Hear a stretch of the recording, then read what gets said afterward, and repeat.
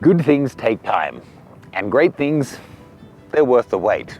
I've been shooting with the X2DII and the 35-100 lens for about 6 weeks now in a bunch of different countries, and by the end of my time here shooting in Kyrgyzstan, I will have taken over 5,000 images with this. I've been shooting in Tokyo, in the city,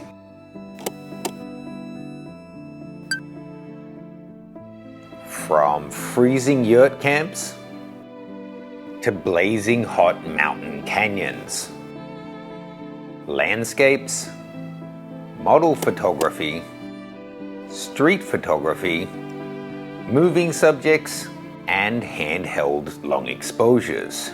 And I can confidently tell you, this camera is definitely ready for pro use.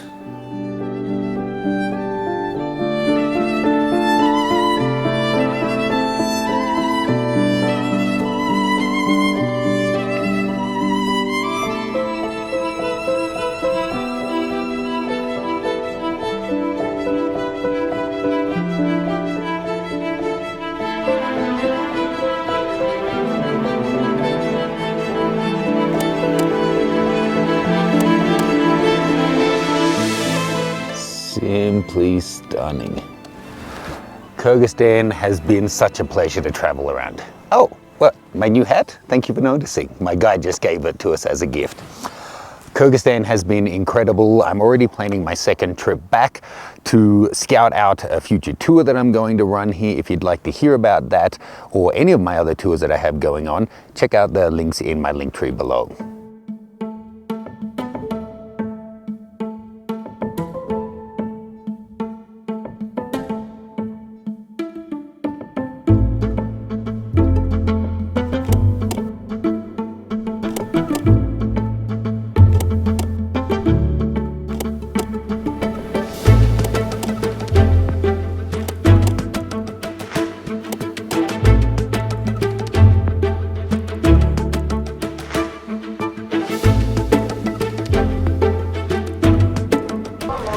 You look very cool with this background.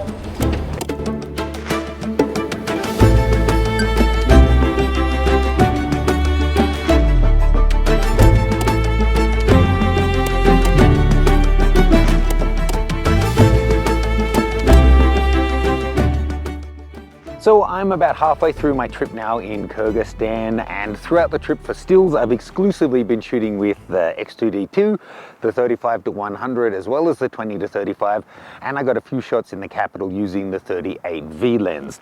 I've been shooting with X systems since the beginning, X1D, X1D2, X2D, and now this, and I can really see the different scenarios in which I use this is going to be greatly expanded. It's been a great travel companion. I won't run you through all of the different specifications because I'm sure you've seen other videos on that already. But let me just talk you through some of my favorite new inclusions.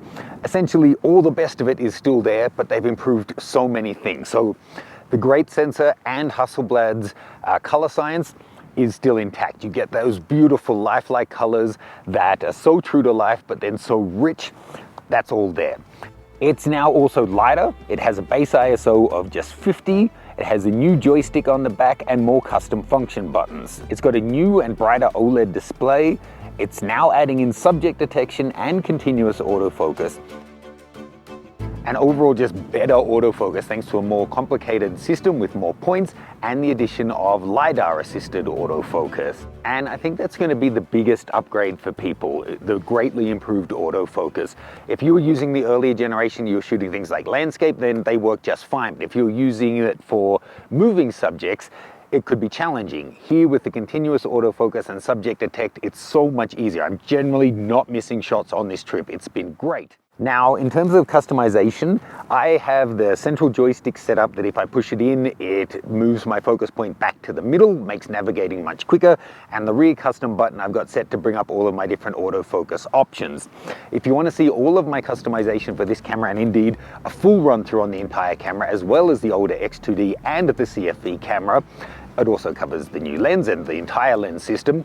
Check out my expert setup guide for Hasselblad. There's a link in my link tree in the bio below. It takes you through everything on these cameras, all the different options and everything you need to know to get the most out of them for your style of shooting. how's your photo walk? I haven't taken any photos, but it's going well. Hello, baby.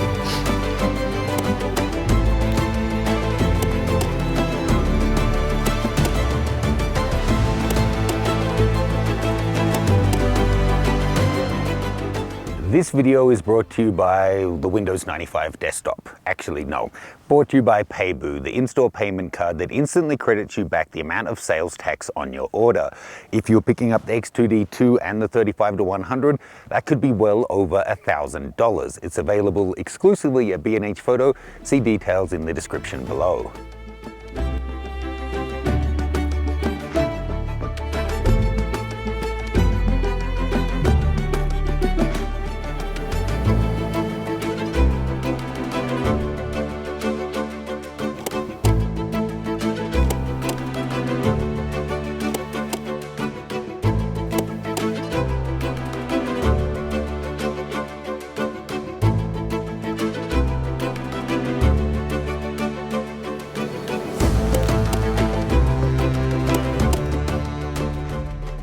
Hi folks, I'm hiding down here in the corner. I think this view needs your attention more than I do. A few more things to talk about on the camera.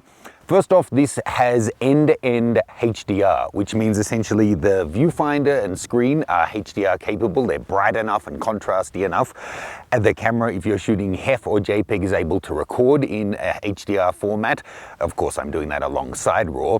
And then Focus is able to edit the files. So then you can do from start to finish all basically in camera. Pretty neat. In terms of stabilization, the X2D already had the best, hands down, bar none, image stabilization I've used on any system. This is a sponsored video, but my God, it's just uncanny how, to have a 100 megapixel camera that you're able to handhold into the seconds. It's just incredible. Hasselblad are claiming an extra 3 stops of stabilization on this, taking you out to 10.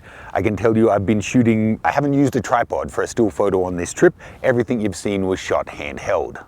Of course, we better not forget discussing the lens. As great as the V-System lenses are, actually my most used lens on the X2D has been the 35-75mm zoom. Super underrated in my opinion, but replaced and significantly improved with this. Now 35-100, it translates to about 28-80mm roughly, which is such a useful range, and a faster aperture of f2.8 to f4. For a zoom like this, kind of nothing like it in the medium format segment. It's got an improved optical design. This guy has 3 aspherical and 5 extra low dispersion elements. It's also 220 grams lighter and has a closer minimum focus. I've used this for the majority of this trip, bringing out the 20-35, which may be my favorite XCD lens of all time when I want those ultra wides. But as a 2-lens kit, kind of impossible to beat. Image quality, stabilization, the color science, ergonomics, great autofocus now, and then 2 fast lenses that cover the bulk of what I'm shooting here. But they say this is the second in their holy trinity, so I guess we can expect a 100-to-something lens coming sometime soon.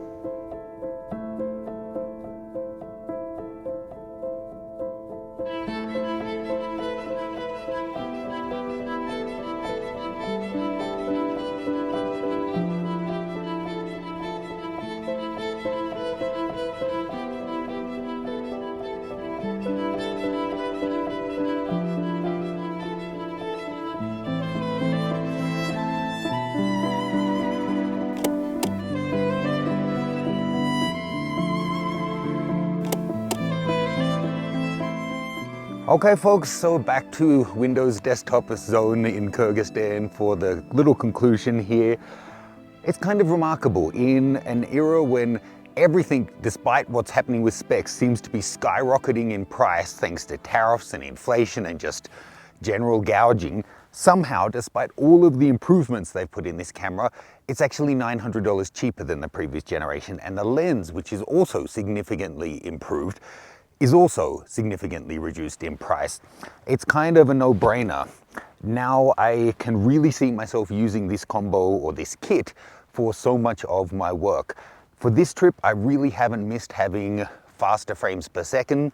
I've been getting amazing files, and the stabilization lets me capture things that I just wouldn't be able to get on a different system unless I were using a tripod, which frankly I don't want to be carrying all the way around whilst I'm at altitude.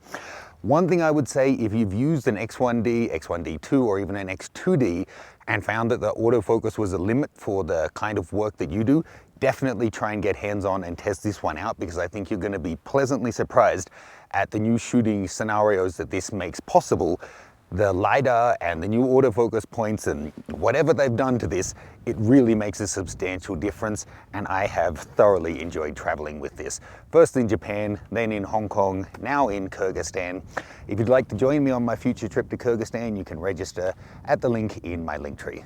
Cheers guys, I hope you enjoyed this.